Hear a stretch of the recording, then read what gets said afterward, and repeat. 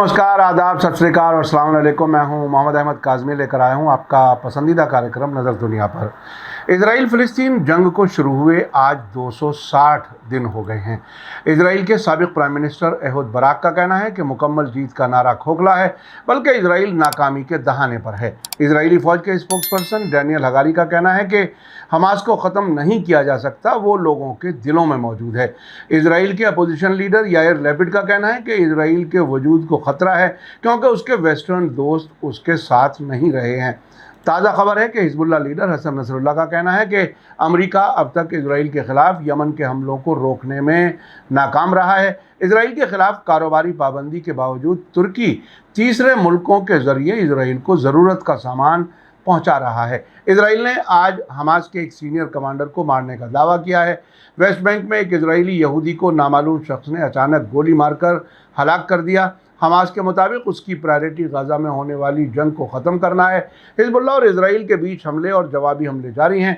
उधर अमेरिका से इजराइल ने हथियारों के रोकने की वजह से नाराज़गी जताई है। खबरें काफ़ी अहम हैं, आखिर तक ज़रूर देखें। अगर आपने अभी तक media star world YouTube channel subscribe नहीं किया है तो सब्सक्राइब कर लें और घंटी दबाना ना भूलें ताकि हमारी हर नई वीडियो का नोटिफिकेशन आप तक पहुंच सके।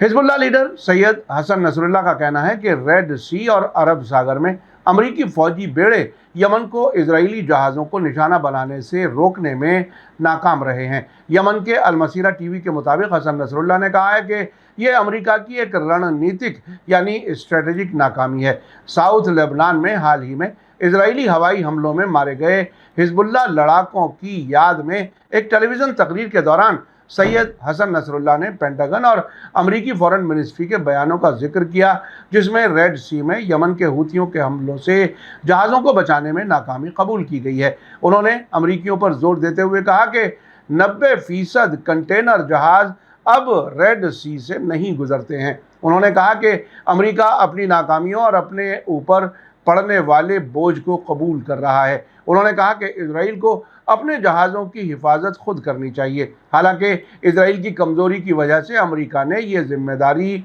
खुद संभाली हुई है। इजराइल ने यमन के मोर्चे को ब्रिटेन और अमेरिका के लिए छोड़ दिया है। इसी बीच अल मसीरा ने यमन की नेवी के हवाले से बताया है कि उसने ट्यूटर जहाज़ पर हमले में तूफ़ान एक ड्रोन बोट का इस्तेमाल किया है। यमनी नेवी के एक सोर्स ने कहा है कि ट्यूटर जहाज़ को मानव रहित तूफ़ान एक नाव का इस्तेमाल करके निशाना बनाया गया है। तूफ़ान एक नाव 150 किलोग्राम के वारहेड से लैस है और इसमें चुपके से तेज़ रफ्तार निशाने तक पहुंचने की सलाहियत मौजूद है। तूफ़ान एक नाव 35 समंदरी मील फी घंटे की रफ्तार तक पहुंच सकती है और इसे स्टेबल और आसपास के समंदरी ठिकानों को निशाना बनाने के लिए डिज़ाइन किया गया है। पिछले वेडनेसडे को यमन की नेवी के मीडिया ने रेड सी में एक हथियारों से लैस नाव के साथ ट्यूटर जहाज़ को निशाना बनाने और डुबोने का वीडियो फुटेज जारी किया था। जहाज़ को 12 जून को रेड सी में एक बिना किसी इंसान की नाव और कई ड्रोन और बैलिस्टिक मिसाइलों का इस्तेमाल करके निशाना बनाया गया था। ये हमला इसलिए किया गया क्योंकि जहाज़ के मालिक ने कब्जे वाले फ़िलिस्तीन के यानी इजरायली बंदरगाहों में दाखिल होने पर पाबंदी की खिलाफ वर्जी की थी। फुटेज में ये लम्हा दिखाया गया जब पहली हमलावर नाव ने जहाज़ को पीछे से टक्कर मारी, जिससे एक बड़ा धमाका हुआ और काफ़ी नुकसान हुआ। इसमें जहाज़ के अंदर नेवी के ज़रिए लगाई गई बारूदी सुरंगों के धमाकों का लम्हा भी रिकॉर्ड किया गया है। उस वक्त यमनी नेवी ने बताया था कि ट्यूटर जहाज़ को तब निशाना बनाया गया जब उसकी कंपनी एवेलेंडर शिपिंग कंपनी के एक जहाज़ ने पाबंदी की खिलाफ वर्जी की और हैफा बंदरगाह में दाखिल हो गया। कंपनी को एक ईमेल भेजा गया जिसमें उसके जहाज़ शिमा नामी स्टार के ज़रिए खिलाफ वर्जी के बारे में वार्निंग दी गई थी। यमन की नेवी ने बताया कि ट्यूटर जहाज़ ने रेड सी से गुजरते वक्त अपने AIS यानी ऑटोमेटिक पहचान सिस्टम को बंद कर दिया था। उन्होंने ट्यूटर जहाज़ को निशाना बनाने और उसे डुबोने के लिए कई हथियारों का इस्तेमाल किया, जिनमें से कुछ का पहली बार इस्तेमाल किया गया था। इसी बीच खबर है कि तुर्की ने सरकारी तौर पर पाबंदी के ऐलान के बावजूद तीसरे मुल्कों के ज़रिए से इजराइल को माल भेजना जारी रखा है। अल मसीरा टीवी के मुताबिक तुर्की ने इसराइल के हमलों और गाजा पट्टी पर घेराबंदी की वजह से इजरायली इलाकों में माल के एक्सपोर्ट पर लगाई गई पाबंदियों को दरकिनार कर दिया है। इजराइल के मरकजी स्टैटिस्टिक्स ब्यूरो यानी सरकारी आंकड़ों के ऑफिस ने बताया है कि इजराइल ने मई में तुर्की से 116 मिलियन डॉलर का माल इंपोर्ट किया है। पिछले महीने की शुरुआत में तुर्की ने कहा था कि जब तक इजराइल गाजा के खिलाफ घेराबंदी को बनाए रखता है तब तक वो इलाकों में अपने एक्सपोर्ट को रोक रहा है। रिपोर्ट के मुताबिक तुर्की के जरिए पाबंदी लागू किए जाने के बाद से तुर्की के सामान को ग्रीस और दूसरे आसपास के मुल्कों के जरिए से कब्जे वाले इलाकों तक पहुंचाने के लिए भेजा गया है। ये रिपोर्ट मिडिल ईस्ट आई ने दी है। एक तुर्की के बिजनेसमैन ने कहा कि इजरायली अफसर तुर्की कंपनियों से ग्रीस के जरिए से माल को फिर से एक्सपोर्ट करने के लिए उनके मूल प्रमाण पत्र यानी ओरिजिन सर्टिफिकेट में तब्दीली करने के लिए भी नहीं कहते हैं, क्योंकि इससे लागत और बढ़ जाएगी, इसलिए वे तुर्की के प्रोडक्ट हैं। इसी बीच इजराइल ने आज गाजा सिटी पर किए गए हमले में सीनियर हमास कमांडर राद साद को निशाना बनाने का दावा किया है। टाइम्स ऑफ इजराइल ने गाजा में रिपोर्ट का हवाला देते हुए हिब्रू ज़बान की एक अनकन्फर्म्ड मीडिया रिपोर्ट का हवाला दिया है कि गाजा सिटी में आईडीएफ हमले का निशाना सीनियर हमास कमांडर राद साद हुआ है। साद को पहले हमास ऑपरेशन का सरबराह बताया जाता था।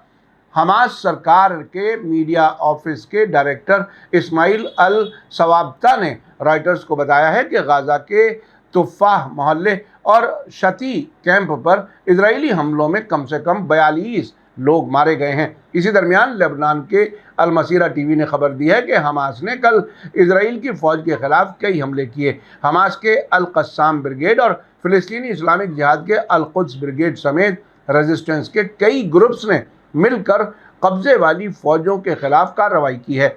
इन ऑपरेशंस में अल कुद्स ब्रिगेड ने हवा में मार करने वाली मिसाइल SA-18 से एक इजरायली हेलीकॉप्टर को कामयाबी से निशाना बनाया, जिससे गाजा पट्टी के सबसे साउथ के शहर पूर्वी रफा में टकराव की हालत पैदा हो गई। अल कुद्स ब्रिगेड की मोटर यूनिट्स ने नेट्सरिम एक्सिस में इजरायली कब्जे वाली फ़ौजों को निशाना बनाकर हमला किया, जो अब इजरायली कब्जे में है। रफा में इजरायली फ़ौज के हमले के जवाब में बड़े कैलिबर के गोले दागे गए। इस मौके का फ़ायदा उठाते हुए अल कुद्स ब्रिगेड ने गाजा शहर के पूर्व में मौजूद किबुट्स बेरी की तरफ बहुत से रॉकेट दागे। अल मुजाहिदीन ब्रिगेड ने सेंट्रल गाजा पट्टी के पूरब में किसूफिम फौजी ठिकाने पर बमबारी की। इसी बीच इजरायली फ़ौज ने रफा में मवासी इलाके में रेफ्यूजी टेंट पर हवाई हमले किए, जिनमें 22 लोग मारे गए और 50 जख्मी हो गए हैं। टाइम्स ऑफ इजराइल ने बताया है कि फ़ौज के स्पोक्सपर्सन ने कहा है कि इस बात का कोई इशारा नहीं है कि हमला इजराइल की फ़ौज के ज़रिए किया गया है। इसी बीच टाइम्स ऑफ इजराइल ने आईडीएफ के हवाले से कहा है कि कलकिलिया में गोली लगने से एक इजरायली की मौत हो गई है, जिसके बाद इजरायली फ़ौज वेस्ट बैंक के शहर कलकिलिया में दाखिल हो गई। रिपोर्ट के मुताबिक नामालूम हथियारबंद लड़ाके के जरिए गाड़ी में गोली मारे गए एक इजरायली शख्स की मौत हो गई है। मीडिया रिपोर्टों के मुताबिक उस शख्स को, जो एक यहूदी इजरायली शहरी था, अपनी गाड़ी में मरा हुआ पाया गया, जिसके बाद गाड़ी में आग लगा दी गई। एक और वाक़े में अल कुद्स ब्रिगेड की जेनिन ब्रिगेड ने ज़बरियात मोहल्ले में एक ख़ास इजरायली फ़ौज के साथ ख़तरनाक झड़पें की, जिसमें भारी गोलीबारी और बम इस्तेमाल किए गए। इसी बीच ईरान के प्रेस टीवी ने हमास के पॉलिटिकल ब्यूरो के सरबराह इस्माइल हानिया के हवाले से बताया है कि गाजा में इजराइल के हमलों को रोकना उसकी प्रायोरिटी है। इस्माइल हानिया ने कल एक तकरीर में कहा कि फ़िलिस्तीनी किसी भी पहल को कबूल करेंगे जो गाजा में कत्लेआम को रोकने की उनकी मांगों को पूरा करती हो। हानिया ने कहा कि हमास किसी भी समझौते या पहल से निपटने के लिए खुला है जो जंगबंदी की बातचीत में रुकावट को ख़त्म करने की बुनियाद मुहैया करती हो। उन्होंने जोर देकर कहा कि हमास की हमारे लोगों के खिलाफ इस क्रिमिनल जंग को रोकना और एक्सिस ऑफ रेजिस्टेंस यानी प्रतिरोध की धुरी के साथ साझा मकसद पर गौर करना प्रायोरिटी है, चाहे वो लेबनान में हो या यमन, इराक, सीरिया और दूसरे मोर्चों पर हो। अपनी तकरीर में हानिया ने गाजा में जंगबंदी के लिए सियासी बातचीत में ताज़े वाक़यात का जिक्र किया। उन्होंने कहा कि हमास की मांगें परमानेंट जंगबंदी, गाजा से इजराइल की मुकम्मल वापसी, गाजा को दोबारा बनाया जाना, قیدیوں کی ادلا بدلی, فلسطینی لوگوں کے لیے راحت اور گھیرا بندی سے جڑی ہر چیز شامل ہے.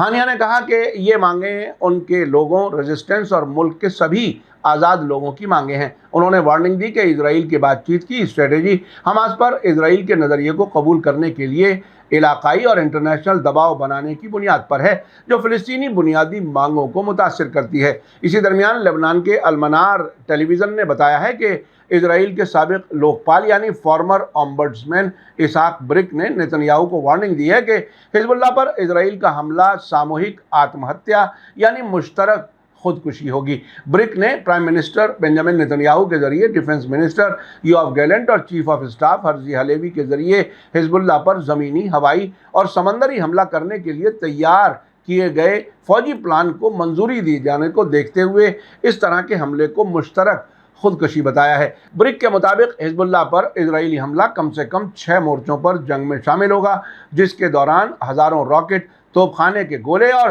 لڑاکو ڈرون روزانہ اسرائیل پر حملہ کریں گے. ریٹائرڈ آفیسر نے کہا کہ اس حملے میں اسرائیل گھریلو مورچے پر تباہ ہوگا اور وہ غائب ہو جائیں گے, یہ سوچ کر کہ اسرائیل غزہ میں ناکامی کے بعد حزب اللہ کو کیسے ہرا پائے گا.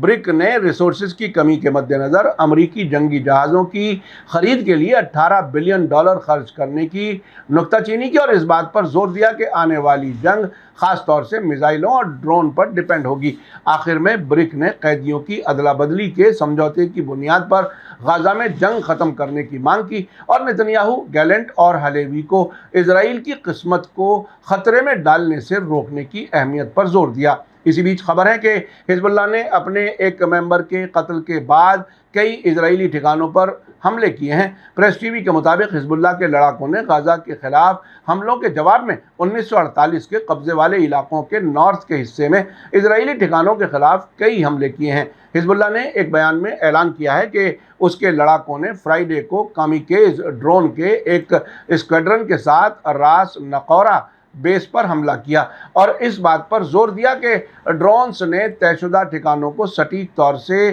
مارا اور اسرائیلی فوجیوں کو نشانہ بنایا. ساتھ ہی ٹائمز آف اسرائیل نے لبنان کے میڈیا کے حوالے سے بتایا ہے کہ بارڈر سے 40 کلومیٹر دور لبنان کے اندر بیکا ضلع کے خلاف شہر میں ایک گاڑی پر اسرائیلی حملہ ہوا ہے. اسی درمیان ایران نے لبنان کے حزب اللہ کے خلاف مکمل جنگ چھیڑنے کے نتیجے کے بارے میں اسرائیل کو وارننگ دی ہے. پریس ٹی وی کے مطابق یونائٹڈ نیشن میں ایران کے مشن نے کل ایک بیان میں کہا کہ لبنان کے خلاف کسی بھی فوجی کارروائی میں اسرائیل آخرکار ناکام ہوگا. بیان میں کہا گیا ہے کہ حزب اللہ خود کی اور لبنان کی حفاظت کرنے کی صلاحیت رکھتا ہے. ایران نے یہ بھی وارننگ دی ہے کہ لبنان کے خلاف اسرائیل کے ذریعے کی گئی کوئی بھی کارروائی اس علاقے کو ایک نئے ٹکراؤ میں ڈال سکتی ہے. اس سے پہلے پرائم منسٹر بنجامن نتنیاہو نے کل اسرائیل کو ہتھیاروں کی کھیپ روکنے کے لیے بائیڈن سرکار پر الزام لگانے کے اپنے فیصلے کو صحیح بتاتے ہوئے دعویٰ کیا کہ انہوں نے مہینوں تک نجی طور پر اس معاملے کو سلجھانے کی کوشش کی تھی لیکن کوئی کامیابی نہیں ملی. نتنیاہو نے پنچ باؤل نیوز سائٹ کو یہ بات کہی ہے. نتنیاہو کے بیان نے بائیڈن حکومت کو چونکا دیا, جس نے زور دے کر کہا ہے کہ اسے نہیں پتا کہ نتنیاہو کس بارے میں بات کر رہے ہیں. پچھلے مہینے امریکہ نے بڑھتے ہوئے انٹرنیشنل دباؤ کی وجہ سے بھاری بموں کو اسرائیل کو دینا روک دینے کی بات کہی تھی, جن کا استعمال رافع میں کیا جا سکتا ہے, لیکن امریکہ نے زور دے کر کہا ہے کہ باقی سبھی ہتھیار لگاتار دیے جا رہے ہیں. 2 دن پہلے تھرسڈے کو وائٹ ہاؤس نے ایک قدم اور آگے بڑھتے ہوئے نتنیاہو کے بیان کو بے حد افسوسناک بتایا, کیونکہ ایسا کوئی اور ملک نہیں ہے جس نے اسرائیل کی مدد کے لیے امریکہ سے زیادہ کام کیا ہو یا کرنا جاری رکھے گا. نتنیاہو نے پلٹوار کرتے ہوئے کہا کہ وہ اس طرح کی نکتہ چینی جھیلنے کے لیے تیار ہیں جب تک کہ اسرائیل کو وجود کی جنگ میں امریکہ سے ضروری گولہ بارود نہیں ملتا.